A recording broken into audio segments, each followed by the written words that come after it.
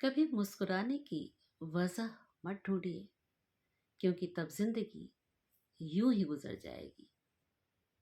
कभी बेवजह मुस्कुरा कर देखिए, आपके साथ साथ आपकी जिंदगी भी मुस्कुराएगी, गुनगुनाएगी। मैं पुष्पलता राय आप सभी को नमन करती हूँ। आज आपको एक छोटी सी कहानी सुनाती हूँ। एक दिन एक डॉक्टर के पास, साइकेट्रिस्ट के पास एक बहुत ही लंबी गाड़ी में बहुत ही खूबसूरत और महंगे कपड़े पहने हुए, हर तरह से संपन्न नजर आने वाली एक महिला आई, साइकेट्रिस्ट के पास गई और उसने कहा कि मेरी मुझे अपनी जिंदगी मुझे अपनी जिंदगी बिल्कुल बेकार लगती है। सब कुछ है, परंतु जीने की कोई वजह नहीं लगती। कोई ऐसा कुछ है नहीं जिसके लिए मैं जीना चाहूं। मैं अक्सर अपनी जिंदगी को खत्म कर देना चाहती हूँ। कुछ ऐसा कीजिए, कुछ ऐसा बताइए, कुछ ऐसी दवा दीजिए जिससे कि मैं अपने आप को खुश रख सकूं। सब कुछ है पर खुश नहीं हूं। साइकेट्रिस्ट ने उसको देखा, ऊपर से नीचे तक देखा। बहुत ही संपन्न लग रही थी, किसी भी प्रकार का की कोई कमी उसमें नजर नहीं आ रही थी। उसने कहा, दूसरी तरफ इशारा करते हुए, कि वो सामने एक महिला देख रही हैं आप? उसने कहा हाँ।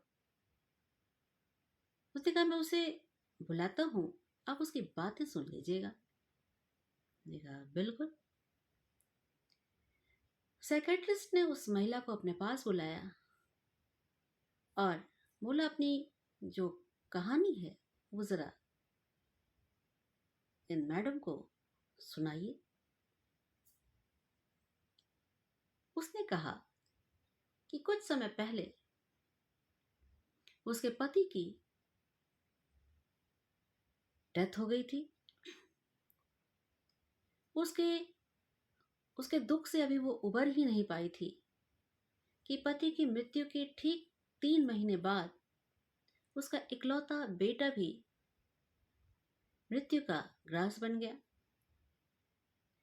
अब उसके पास जीने की कोई वजह नहीं बच रही थी। वो उदास रहने लगी। वो कार्य तो करती थी, पर किसी भी कार्य में उसका मन नहीं लगता था। उसे भी लगता था कि अपनी जिंदगी वह खत्म कर दे। वह उसे बेकार समझने लगी थी। एक दिन वो सड़क से जा रही थी, हल्की हल्की बारिश हो रही थी, ठंड का मौसम था। वो आगे आगे थी और एक छोटा सा बिल्ली का बच्चा उसके पीछे पीछे चलने लगा। पीछे पीछे चलता ही रहा। वो घर तक पहुंची, तब भी वो उसके पीछे ही था। जब उसने अपने घर का दरवाजा खोला तो देखा बिल्ली जो है उसे एकटक देखे जा रही है। उसे दया आ गई उसके ऊपर। उसने देखा ठंड का मौसम है, ठिठुर रही है। उसने उसे अपने घर के अंदर ले लिया। फिर उसे लगा कि वो भूखी है, तो वह जाकर थोड़ा सा दूध ले आई। दूध दिया, उसके साथ कुछ खाने को दिया। बिल्ली खा पी ली, उसका पेट भर गया और फिर वो बड़े प्यार से उस महिला की तरफ देखने लगी। बिल्ली बहुत खुश थी, उसके आगे पीछे चक्कर काटने लगी। उसे खुश देखकर उस महिला ने सोचा कि एक छोटी सी बिल्ली उसके एक छोटे से कार्य से, जिसमें उसका कुछ भी ना गया, अगर खुश हो सकती है, तो आसपास बहुत सारे जरूरतमंद लोग हैं। यदि मैं उनको खुशियां दूं तो शायद मुझे भी अपने जीवन में कुछ मुकाम हासिल हो जाए। दूसरे दिन उसने बगल में एक जो बीमार पड़ोसी था, जिसके पास कोई था नहीं, उसके लिए खूब अच्छा सा खाना बनाया, उसके पास ले गई, उसे दिया, खुश हो गया। उसकी खुशी में उसने बहुत सुख महसूस किया। उसने अपने इर्द गिर्द लोगों के लिए अच्छे काम करने शुरू किए, लोगों को खुशियां देनी शुरू की। अपने छोटे छोटे कार्यों से, अपनी सहानुभूति से लोगों को खुश रखना शुरू किया और आज वह अपनी जिंदगी से खुश है। लोगों को की मदद करती है।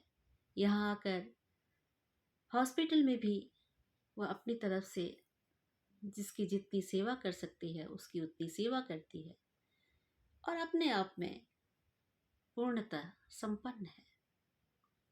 उसकी इस कहानी को सुनकर महिला में, जो संपन्न महिला थी, उसे बड़ा ही अच्छा महसूस हुआ और कुछ दवाइयों के साथ वह अपने घर गई और उसने अपनी जिंदगी में एक बात महसूस की कि यदि हम अपने सुखों में से कुछ सुख दूसरों को दे दें, उसके बाद जो हमें खुशी मिलती है उससे बढ़कर कोई आनंद नहीं होता। और किस सुख की खोज में हम भटक रहे हैं।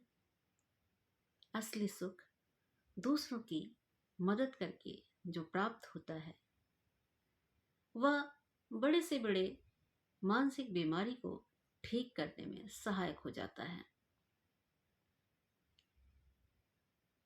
कहने का मतलब यह है कि मुस्कुराइए।